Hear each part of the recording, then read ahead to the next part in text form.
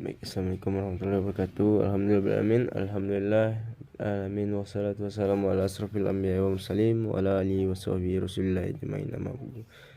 Baik, perkenalkan nama saya Afdalil Mazikri Wanda dari kelas 1H PTIK dengan NIM 2522283. Yang terhormat Bapak Rian Amanda MPDT selaku dosen pengampu mata kuliah logika algoritma, dan juga jajaran saya yang saya banggakan. Di sini saya akan menjelaskan tentang logika algoritma, yaitu bab pertama dengan konsep dasar algoritma, yang kedua dengan algoritma dalam pemrograman, yang ketiga yaitu variabel dan tipe data. Baik, langsung pada bab 1, yaitu konsep dasar algoritma. Konsep dasar algoritma memiliki beberapa definisi. Yang pertama, definisi logika. Definisi logika. Logika atau logis merujuk kepada cara seseorang dalam berpikir dengan cara yang wajar serta memiliki alasan dan memiliki hubungan yang rasional, dapat dimengerti walaupun belum tentu apa yang dilakukan. Definisi selanjutnya itu definisi algoritma. Algoritma secara umumnya merupakan cara dan urutan langkah atau tahapan yang diatur secara sistematis untuk menyelesaikan suatu kegiatan. Sebagai contoh algoritma dalam kehidupan sehari-hari, ketika kita membuat mie instan, maka kita dapat menyusun urutan sebagai berikut. Nyalakan kompor, masukkan air ke panci, rebus air hingga mendidih, masukkan mie instan, tunggu hingga matang, tuangkan mie ke mangkuk, masukkan bumbu ke dalam mangkuk. Mie instan sudah siap dihidangkan. Secara sederhana, algoritma dapat kita gambarkan seperti yang di atas. Algoritma memasak mie instan, di mana proses-proses yang kita kerjakan secara berurutan, mulai dari input, memasukkan air dan memasukkan mie instan, kemudian lanjutkan proses merebus sampai kemudian memasukkan bumbu hingga menghasilkan outputan berupa mie instan siap untuk dihidangkan. Secara normal, proses pembuatan mie instan dapat kita lakukan seperti langkah-langkah di atas. Namun terkadang bagi keadaan tertentu yang pada prinsip algoritma dari sebuah proses ada 3 tahapan, yaitu terdapat input yang dimasukkan ke dalam proses dan dari proses akan menghasilkan output atau keluaran. Selanjutnya yaitu kriteria algoritma. Menurut Donald E. Knuth adalah yang pertama yaitu input. Suatu algoritma harus memiliki inputan baik 0 inputan atau lebih. Yang kedua, output harus dihasilkan oleh sebuah algoritma, karena akan menjadi sia-sia apabila sebuah algoritma tidak menghasilkan keluaran sama sekali. Yang ketiga yaitu finiteness. Finiteness, suatu proses pasti akan berhenti ketika hasil yang diharapkan sudah tercapai. Yang keempat yaitu definitenesse. Algoritma yang dibuat tidak menimbulkan makna ganda. Yang kelima yaitu efficientness. Setiap proses dalam algoritma harus dibuat seefektif mungkin.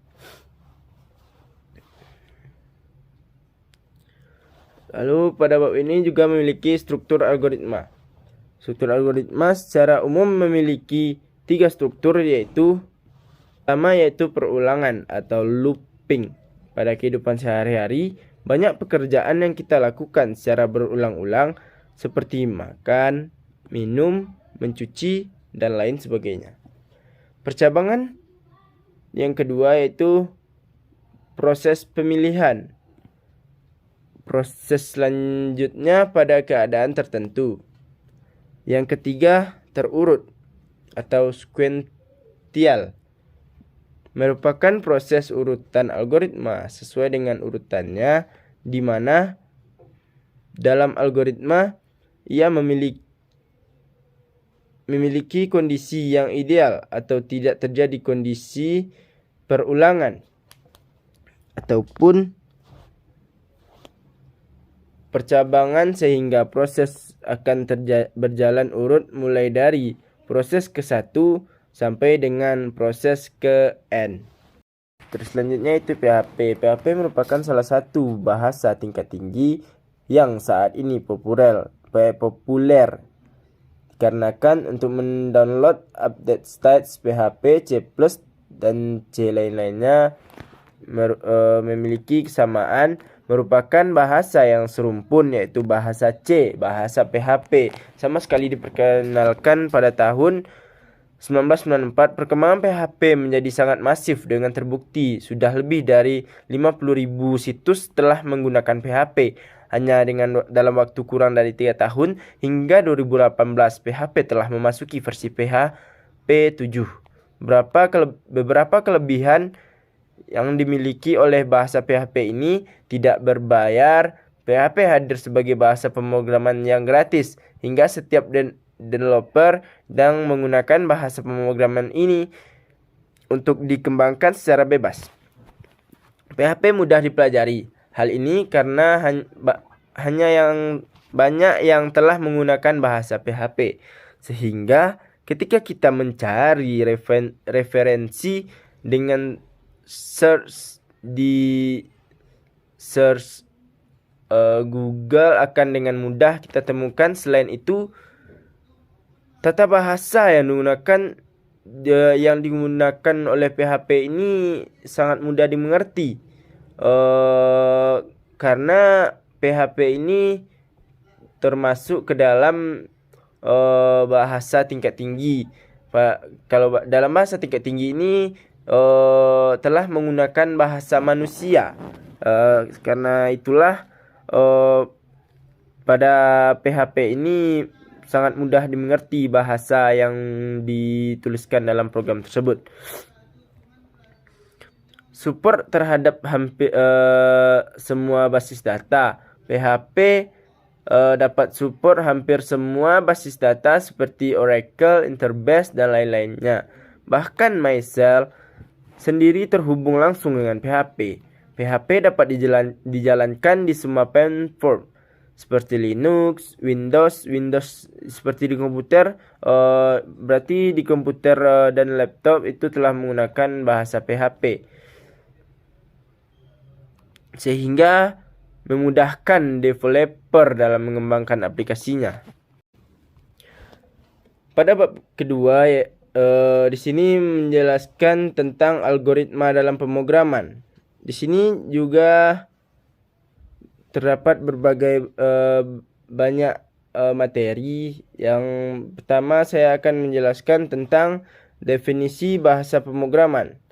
Bahasa pemrograman adalah bahasa yang digunakan untuk memberikan instruksi kepada perangkat keras agar dapat melakukan sesuai dengan apa yang diinstruksikan. Yang kedua yaitu jenis bahasa pemrograman. Jenis bahasa pemrograman dapat dikelompokkan menjadi dua macam, yaitu bahasa tingkat rendah. Bahasa yang dirancang untuk langsung dapat dimengerti oleh mesin yang menganut kode biner 0 dan 1 tanpa harus melalui bahasa penterjemah. Jadi di sini kita membahas bahasa tingkat rendah atau dikenal dengan istilah bahasa rakitan, yaitu memberikan perintah kepada komputer dengan memakai kode-kode singkat. Contohnya yaitu kode mesin, MOV, SUB, CMP, JMP, JGE, JGL, loop, dan lain sebagainya. Tipe data sederhana itu sendiri dapat dikelompokkan menjadi 3 jenis, kelompok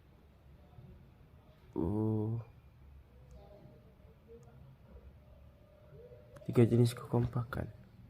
Kelompok numerik. Pada kelompok data numerik, tipe data dibedakan menjadi dua jenis, yaitu integer yang merupakan tipe data yang menampung bilangan bulat, bilangan real yang merupakan tipe data yang menampung bilangan pecahan. Yang selanjutnya integer. Integer sendiri memiliki beberapa jenis tipe data. Beberapa tipe data ini dimaksudkan untuk memberikan batasan pada penggunaan memori agar penggunaan memori menjadi lebih efisien. Seperti pada tabel 3.1 tipe data integral. Tipe data ukuran tempat rentang nilai 1 bit 0 sampai dengan plus 255. Yang kedua 1 bits minus 28 sampai dengan plus 127. Kalau 2 bits minus 32.768 sampai dengan 32.767. 2 bits 0 sampai dengan 65.535. 4 bits sampai dengan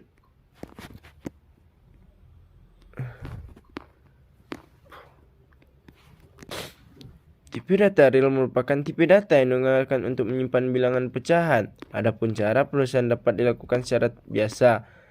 Kelompok C, karakter kontrol atau karakter adalah tipe data yang hanya mampu menyimpan satu karakter atau sama halnya menggunakan 1 bytes.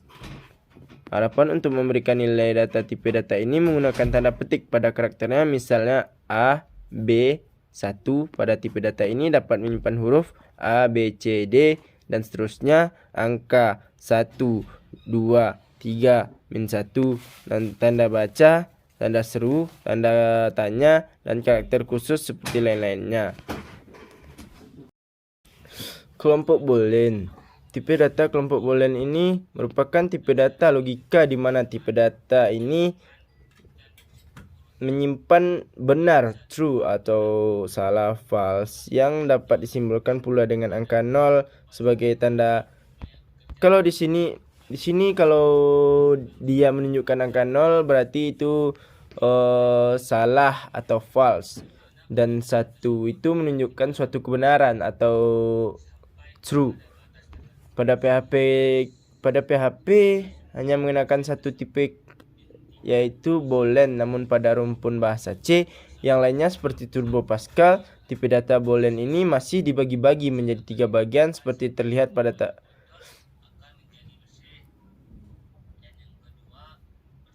tipe data ukuran tanpa. Yang kedua yaitu bahasa tingkat tinggi, merupakan bahasa lebih manusiawi dari bahasa tingkat rendah karena bahasa tingkat tinggi lebih dekat penggunaannya dengan bahasa sehari-hari. Bahasa tingkat tinggi yaitu bahasa komputer yang memakai instruksi yang berasal dari unsur kata-kata bahasa manusia. Contohnya seperti and, if, for, while, and, or, dan lain-lain sebagainya. Rujukan: komputer dapat dimengerti bahasa manusia itu diperlukan program compiler atau interpreter. Mungkin seperti itulah contoh bahasa tingkat tinggi. Penulisan algoritma dalam pemrograman. Penggambaran algoritma secara umum dapat disajikan dalam 2 cara, yaitu dengan teks dan dengan gambar. Simbol ini digunakan untuk menggambarkan piranti masukan dan piranti keluar seperti keyboard, mouse, scanner, sponsor, maupun piranti keluar seperti monitor, printer, dan lain-lainnya. Manual output, simbolnya untuk menggambarkan input data secara manual online, keyboard itu proses. Simbol proses, simbol persegi panjang ini untuk menggambarkan pengolahan yang dilakukan oleh komputer, penyimpanan file. Dan simbol input, simbol ini digunakan untuk menggambarkan piranti masukan dan piranti keluaran seperti keyboard, mouse, scanner, sensor, maupun piranti keluar seperti monitor, printer, lain-lainnya. Dan manual input menggambarkan secara online, keyboard proses.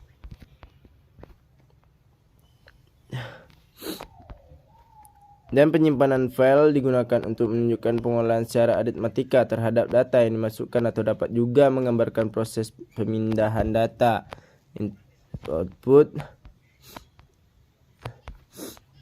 Simbol ini digunakan untuk menggambarkan proses input atau output data. Simbol ini digunakan untuk menggambarkan operasi percabangan pada sebuah logika. Ready proses. Simbol ini digunakan untuk menggambarkan subprogram yang kadang dikenal dengan istilah fungsi atau prosedur. Konektor. Konektor simbol yang digunakan untuk menghubungkan launchers pada halaman yang sama.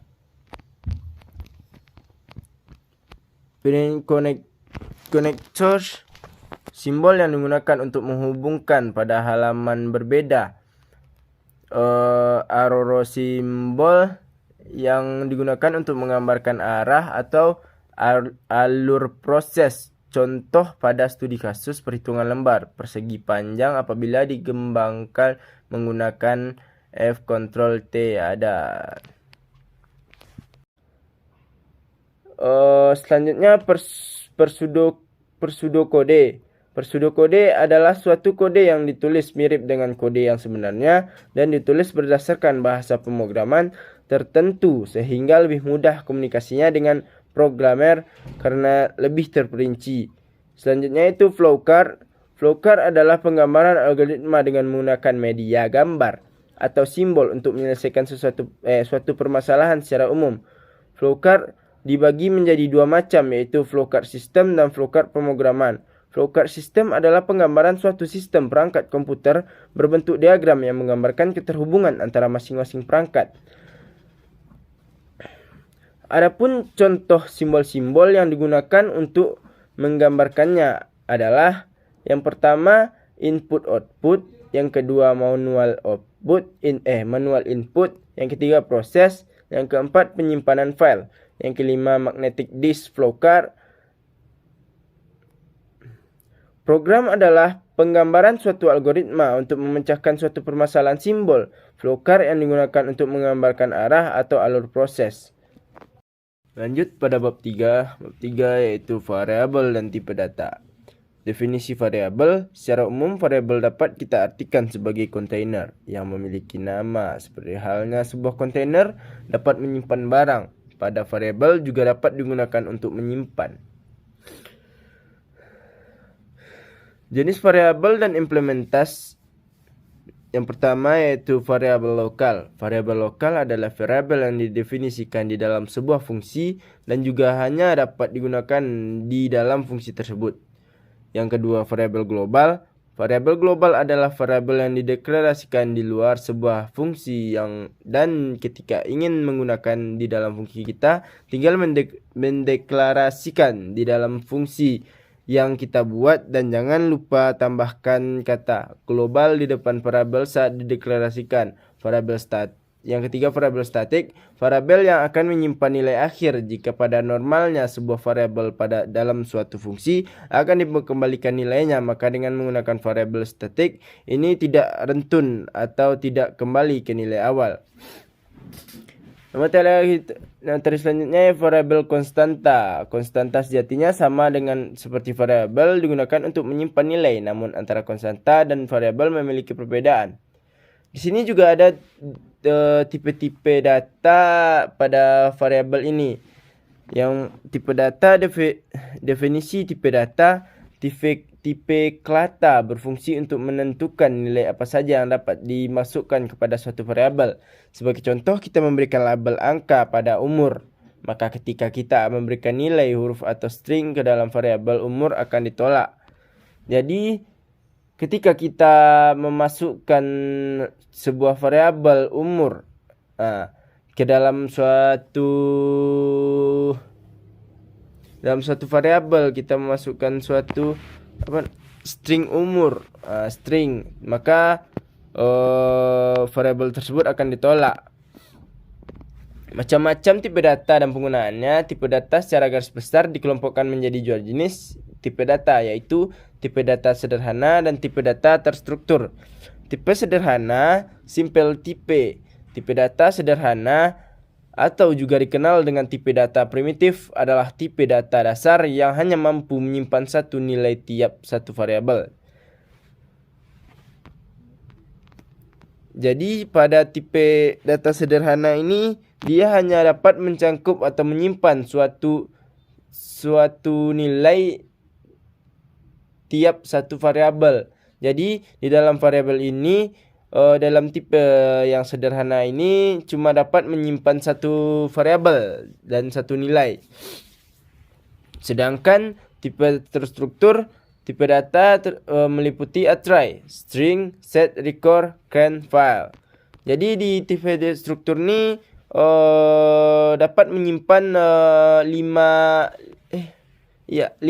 macam variabel seperti array, string, set, recall, dan CleanPy. Berbeda dengan tipe sederhana yang dapat mencangkup hanya satu variabel yang dapat dicangkup pada tipe sederhana, dan pada tipe terstruktur dapat mencangkup 5 sekaligus variabel. Maka dari itu berarti suatu tipe sederhana dan tipe terstruktur itu jauh sangat berbeda, karena dari penyimpanan pun jauh berbeda. Pada sederhana 1 dan di terstruktur 5. Sekian yang dapat saya jelaskan pada kesempatan kali ini. Salah dan janggal saya mohon maaf, kekurangan hanya milik saya dan kelebihan hanya milik Allah Subhanahu wa taala. Baiklah, sekian, terima kasih. Assalamualaikum warahmatullahi wabarakatuh.